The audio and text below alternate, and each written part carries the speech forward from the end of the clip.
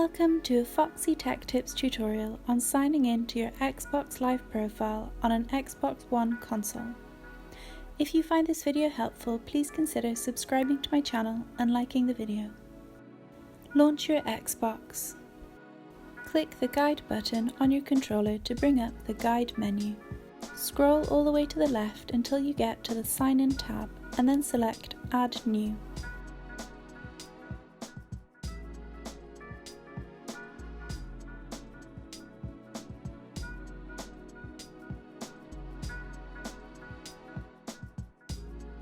Enter in the email address of your Xbox account.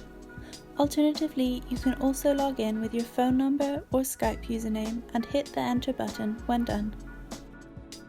Now enter your password and hit the Enter button when done.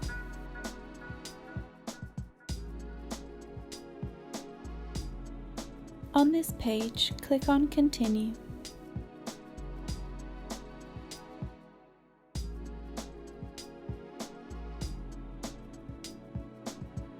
Choose whether you want to allow error reporting or not.